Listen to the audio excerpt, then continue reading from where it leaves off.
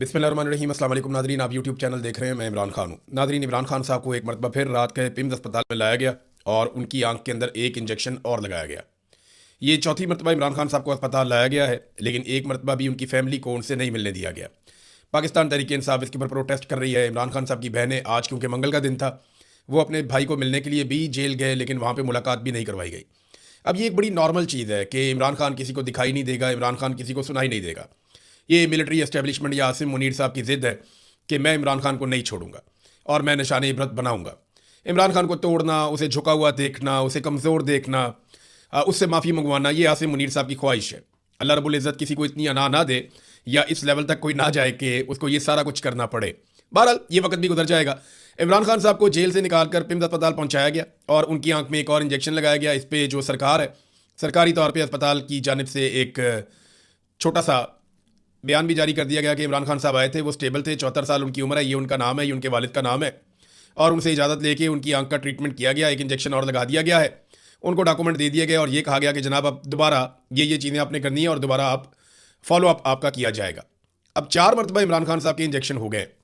उनकी आंख में कितना फ़र्क पड़ा, इसके बारे में बताने से पहले मैं आपको बताऊँ कि एक जर्नलिस्ट हैं मोहम्मद ज़रीफ़, इन्होंने ये खबर ब्रेक की थी सुबह सुबह। बाद में बैरिस्टर गौहर ने कहा कि जी उनको इन्फॉर्म किया गया, तो बैरिस्टर गौहर को सारा कुछ होने के बाद इन्फॉर्म किया गया, पहले नहीं बताया गया। और इन्फॉर्म भी क्या किया गया, वो एक प्रेस रिलीज जारी कर दी जाती है, वही हर एक को भेज दी जाती है। तो मे भी बैरिस्टर गौहर को वही भेजा गया हो, लेकिन इमरान खान की फैमिली को आगाह नहीं किया गया। ना ही उन्हें इमरान खान साहब के ट्रीटमेंट के दौरान इमरान खान साहब के करीब बैठने की या वहाँ पर आने की इजाज़त दी गई, और ना ही इमरान खान साहब की उनकी फैमिली से मुलाकात की गई। ये जो सहाफ़ी हैं मोहम्मद ज़रीफ़, इन्होंने सुबह के वक्त ये खबर ब्रेक की थी, लेकिन इन्होंने साथ में 3 चीज़ें बताई हैं इमरान खान साहब की आंख के बारे में और उनकी सेहत के बारे में। अब ये 3 चीज़ों का इन्होंने दावा किया। इन्होंने कहा जी इमरान खान साहब पहले से कमज़ोर हैं जब वहाँ पे उनका मुआयना किया गया। नंबर 2, उनके दांतों में भी तकलीफ़ है। नंबर 3, उनकी बिनाई मज़ीद कम हो गई है। यानी पहले इमरान खान साहब की बिनाई दाई आंख से उनको नज़र आना बंद हो गया था, वो ख़त्म हो गई थी। फिर इमरान खान साहब बार बार ये कहते रहे, वो सुप्रिटेंडेंट ऑफ जेल मान ही नहीं रहा था। आसिम मुनीर साहब को भी पता था, सबको पता था। लेकिन जब ये हो गया कि आंख बिल्कुल ख़त्म हो गई है, तो फिर उनको अस्पताल पहुँचाया गया। जब पहला इंजेक्शन लगा तो 15% इमरान खान साहब की बिनाई वापस आई थी। अब 15% विजन क्या होता है, ज़रा आप अपने मोबाइल फ़ोन पे गूगल सर्च करके देख लें कि अगर 15% किसी का विजन है तो वो कितना है। वो आप चीज़ को पहचान भी नहीं पाएंगे, आप बंदे का चेहरा भी नहीं पहचान पाएंगे। तो ये इमरान खान साहब का 15% विजन वापस आया था।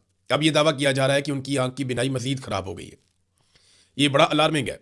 इससे पहले इमरान खान साहब से जब एक मुलाकात करने का अदालती हुक्म पर मौका मिला बैरिस्टर सलमान सफदर को, तो उन्होंने इमरान खान साहब की बहनों को क्या बताया। इसमें अलीमा खानम जो इमरान खान की बहन है, उन्होंने स्टेटमेंट देते हुए कहा कि सलमान सफदर ने हमें बताया था कि इमरान खान की आंख की हालत मज़ीद ख़राब है, और ये भी बताया था कि इमरान खान ने कहा कि तुम मेरे सामने बैठे हो, मैं तुम्हें पहचान नहीं पा रहा, देख नहीं पा रहा। ये इमरान खान साहब की जो दाईं आंख है उसकी हालत यहाँ तक पहुँच गई है। फिर इमरान खान की बहनों ने कहा कि हम 2.5 माह से एक ही मुतालबा कर रहे हैं कि इमरान खान का शिफा इंटरनेशनल अस्पताल से चेकअप करवा दें।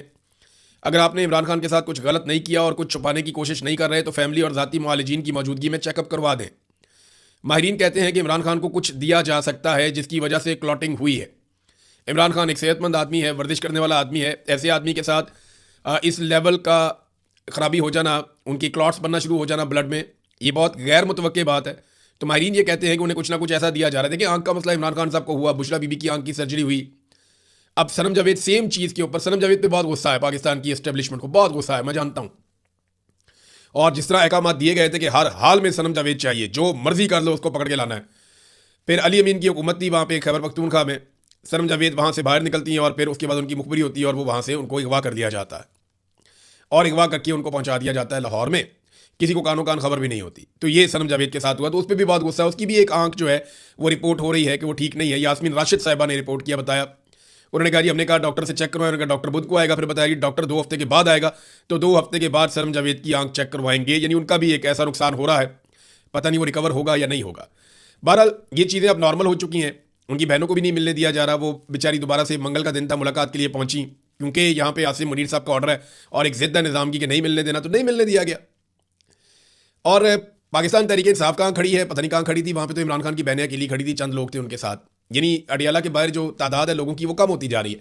इमरान खान की कैद तन्हाई, इमरान खान का बेगुनाह जेल में होना, इमरान खान के ऊपर जाली मुकदमात, इमरान खान को कैद तन्हाई में रखना और किसी से ना मिलने देना, फिर उनकी आंख का ख़राब हो जाना, फिर उनको इलाज के लिए छुपा के रात के अंधेरे में बाहर लेकर आना, ये सारी चीज़ों को मौजूदा निज़ाम ने इतना नॉर्मलाइज नहीं किया जितनी सहूलतकारी पाकिस्तान तहरीक इंसाफ ने कर दी है।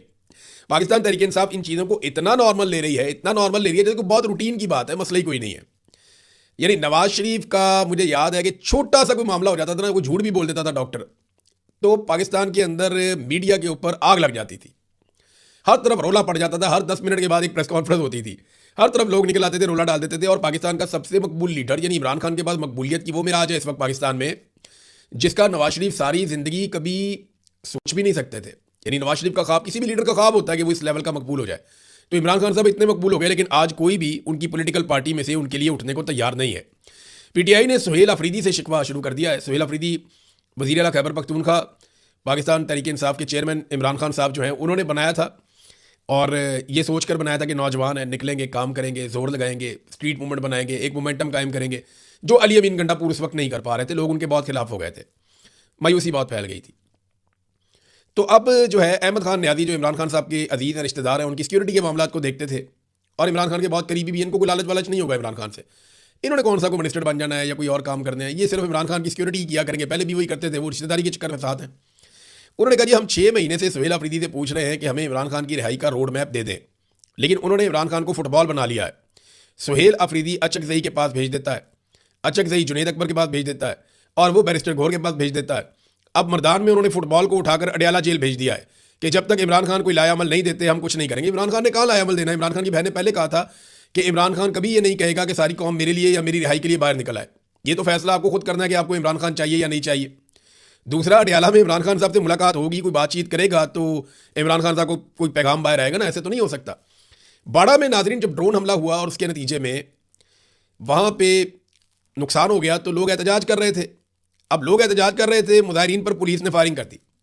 अब ये खैबर पख्तूनख्वा है, अगर देखें पंजाब में जो पुलिस करती है या सिंध में या बलूचिस्तान में जो पुलिस करती है उसकी ज़िम्मेदार अगर वहाँ की सूबाई हुकूमतें हैं, तो फिर खैबर पख्तूनख्वा में जो कुछ पुलिस करती है उसकी ज़िम्मेदार खैबर पख्तूनख्वा की हुकूमत है। एक तो ड्रोन हमला होता है जिसके बारे में इमरान खान ने मना किया, दूसरा ड्रोन हमले का मुकदमा दर्ज नहीं होता जो इमरान खान साहब का हुक्म है, तीसरा जो लोग मुजाहरा करने निकलते हैं उनको पुलिस ही गोलियां चला देती है। तो कहाँ है खैबर पख्तूनख्वा की हुकूमत और वो क्यों अजीबोगरीब काम कर रही है?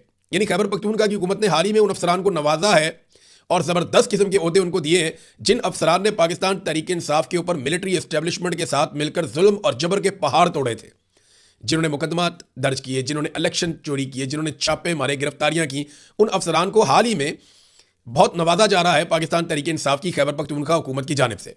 नंबर 1 तो ये बात आप ध्यान में रखें। नंबर 2, बिल्कुल एक खामोशी है, किसी किस्म की कोई एक्टिविटी नहीं। ये कहा गया कि हम नौजवानों की एक बहुत बड़ी तादाद इकट्ठी करेंगे इमरान खान की रिहाई के लिए, वो मामला भी जो है वो कहीं गायब हो गया, समझ ही नहीं आई वो किधर गए नौजवान सारे। तो सुहेल अफरीदी ने इस मामले का नोटिस तो लिया है, लेकिन उन्हें बताना चाहिए कि क्या सूबाई इदारे उनसे ताउन कर रहे हैं या नहीं कर रहे, पुलिस उनकी बात मान रही है या नहीं मान रही। क्योंकि अली अमीन गंडापुर ने भी अपनी गलतियों का आगाज़ इसी बात से किया था कि ब्यूरोक्रेसी उनकी बात नहीं सुनती थी और वो ये साबित करने की कोशिश करते थे कि सब कुछ मेरे कंट्रोल में है, यानी वो सच नहीं बोल रहे थे, सच से भाग रहे थे। अब सुहेल अफरीदी साहब के साथ अगर ये मामला है और वो नहीं कंट्रोल कर पा रहे हैं ब्यूरोक्रेसी को, पुलिस उनकी बात नहीं सुन रही, तो उन्हें खुलकर बताना चाहिए कि ये कहीं और से कंट्रोल हो रहे हैं, हमारे पास जो सूबाई खुद मुख्तारी है उसके ऊपर हमला किया जा रहा है। ये बात उन्हें बतानी चाहिए, तो पीपल्स पार्टी माजी में बताती रही है, तो इनको बताने में क्या प्रॉब्लम है। नाज़रीन, एस्टेब्लिशमेंट ने इस्लामाबाद में 3 शानदार जजेस से जान छुड़वा ली है बिलाखिर। लेकिन जिन जजेस ने खत लिखा था उन सबको निशाने इबरत तो बनाना था, तो कुछ जजेस चले गए, कुछ जजेस रह गए, एक आधे को किसी को सुप्रीम कोर्ट में भेज दिया, किसी को इधर कर दिया, किसी को उधर कर दिया। तो करते कराते जिन जजेस से प्रॉब्लम था उनमें से 2 के नाम तो चले वापस ले लिए गए, 3 जजेस खत लिखने वाले उन्हें ट्रांसफ़र कर दिया गया है। मोहसिन अख्तर कियानी को लाहौर भिजवा दिया गया, जस्टिस मोहसिन अख्तर कियानी शानदार जज है। जस्टिस बाबर सत्तार इन्हें पेशावर भिजवा दिया गया। जस्टिस सिमन रफत इम्तियाज़ इन्हें जो है सिंध में ट्रांसफ़र कर दिया गया है, सिंध हाई कोर्ट चली गई है। ये मिलिट्री एस्टेब्लिशमेंट ने जान छुड़ा ली उन जजेस से जो इस्लामाबाद के अंदर इंसाफ की बात करते थे। लेकिन ये जजेस एक बात याद रखें, आपने कंप्रोमाइज़ नहीं किया, आपको सलाम है, पूरा पाकिस्तान आपको सलाम करता है, आपका नाम तारीख में सुनहरे रूप में लिखा जाएगा। जुडिशरी को जब भी हम याद करेंगे आपके नाम को अच्छा समझेंगे, आपके बारे में मुस्बत बात की जाएगी। पता नहीं आप कितना अरसा और इस नौकरी के ऊपर रहेंगे, आप कंटिन्यू कर पाएंगे नहीं कर पाएंगे। हो सकता है कभी आपके दौर में अच्छा वक्त आ जाए, हो सकता है कि ये इसी तरह चलता रहे और अदालत मजीद गिरावट का शिकार होती रहे, लेकिन आपने अपने हिस्से का काम किया क्योंकि आपने कंप्रोमाइज़ नहीं किया। मैं जानता हूँ जजेस के सामने कंप्रोमाइज़ करने के लिए बहुत सारी चीज़ें रखी गई, बार बार रखी गई, लेकिन ये वो जजेस हैं जो सितारों की मानंद हैं। ये वो जजेस हैं, नए जजेस को इनसे सीखना चाहिए, इनको फॉलो करना चाहिए कि अगर आप ना झुके तो आपको कोई झुका नहीं सकता। अगर आप कानून और आइन के मुताबिक खड़े हो जाएं तो आपको कोई शिकस्त नहीं दे सकता। ये जजेस हारे नहीं हैं, धकेल दिए गए हैं क्योंकि इन्होंने हार नहीं मानी। तो शानदार जजेस हैं, सलाम है इनकी एफर्ट को, और जो कुछ इस हुकूमत ने किया वो तो इनको करना ही था। नाज़रीन, पीआईए जो है वो पूरी की पूरी बिक गई है। अब वो एक निजी कंपनी है, इसका पाकिस्तान की रियासत से कोई ताल्लुक नहीं है। हमारी रियासत का इसके ऊपर से मुकम्मल कंट्रोल खत्म हो गया है।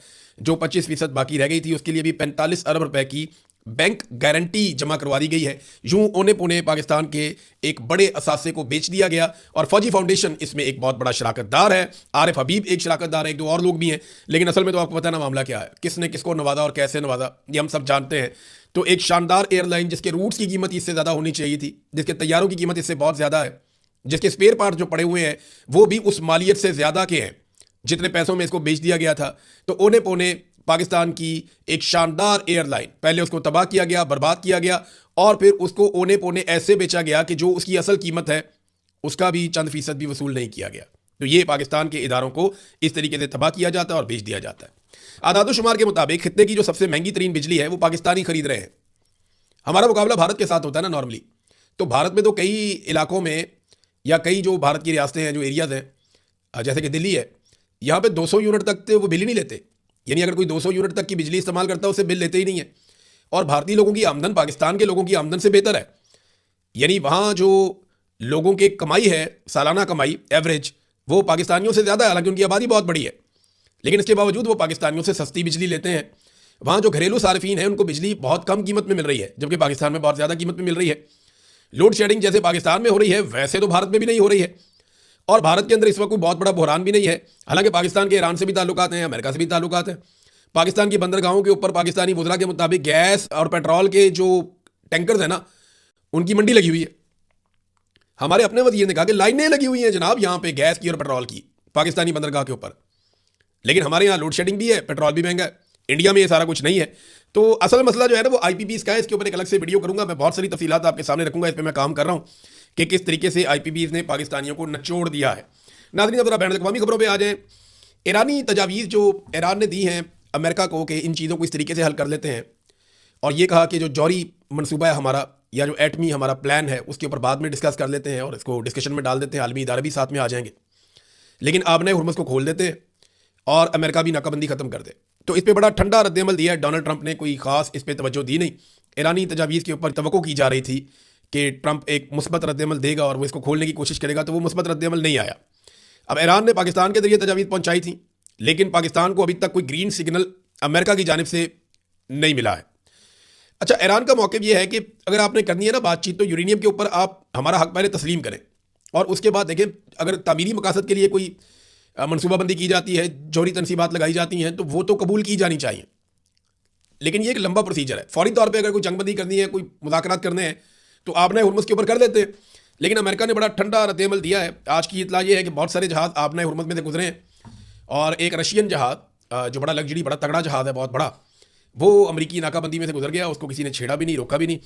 तो रूस की एक अहमियत और ताकत तो है। अमेरिका को ये आइडिया हो गया कि अगर ईरान ने उनके साथ ये किया है तो रशिया पता नहीं उनके साथ क्या करेगा। लेकिन एक दावा अमेरिका से अब सामने आ रहा है, वो ये है कि ईरान के अंदर पेट्रोल की किल्लत होने वाली है और ईरानियों को बहुत बड़ा मसला जो है उसका सामना करना पड़ेगा। दूसरी जानिब इसराइल तेज़ी से फ़ौजी भर्ती करने का मनसूबा बना रहा है और बड़ी तादाद में फ़ौजियों की भर्ती का आगाज़ करने जा रहा है, क्योंकि जो इसराइली फ़ौज का सरबराह है उसने कहा कि 2026 जो है वो हमारा लड़ाई का साल है, और इस साल हमने बहुत लड़ाई लड़नी है और मुख्तलिफ महाज़ों पर इसराइल को लड़ना पड़ेगा। अब क्योंकि इसराइल ने बहुत सारी लड़ाई लड़नी है तो उन्हें ताज़ा फ़ौजी चाहिए और बड़ी तादाद में फ़ौजी चाहिए, तो वहाँ फ़ौजियों की अब भर्ती शुरू हो गई।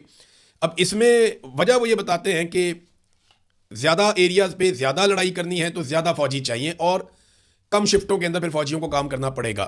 इसराइली फ़ौज जो है वो दुनिया की उन फ़ौजों में से है जिसको बेहतरीन साजो सामान दिया गया है, और यानी अब दुश्मन की फ़ौज भी होना तो आप ये नहीं कह सकते कि वो बिल्कुल ही फारग है।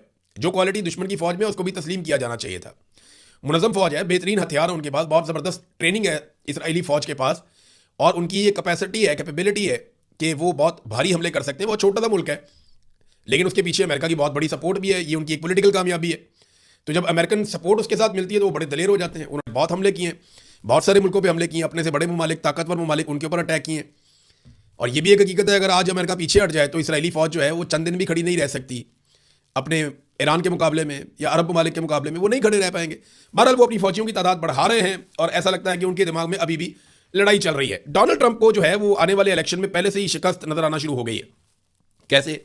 ये जरा आप डोनाल्ड ट्रंप का स्टेटमेंट देखें। डोनाल्ड ट्रंप ने अपने ट्रुथ सोशल मीडिया पे जो स्टेटमेंट दिया है उसमें उन्होंने धांधली का रोना शुरू कर दिया। हालांकि अभी तो कोई बात हुई नहीं, अभी तो मामला शुरू ही नहीं हुआ। तो डोनाल्ड ट्रंप को लगता है कि 2020 में उनके साथ धांधली हुई, तो इस वजह से अभी से उन्होंने रोला डाल दिया है और उन्हें यह नज़र आ रहा है कि जो मिड टर्म इलेक्शन है उनमें डोनाल्ड ट्रंप के साथ क्या होने जा रहा है। उन्होंने कहा America's election are rigged, stolen and laughing stock all over the world, कि अमेरिका के इलेक्शन धांधली हुई, चोरी किए गए और पूरी दुनिया में मजाक उड़ा। और पाकिस्तान में जिस फील्ड मार्शल को और वज़ीर आज़म को वो पसंद करते हैं वो तो पूरा का पूरा इलेक्शन ही चोरी करके आए हुए हैं। डोनाल्ड ट्रंप अपने लिए कुछ और पसंद करता है और दुनिया के लिए कुछ और पसंद करता है। ये मुनाफकत नहीं है तो और क्या है?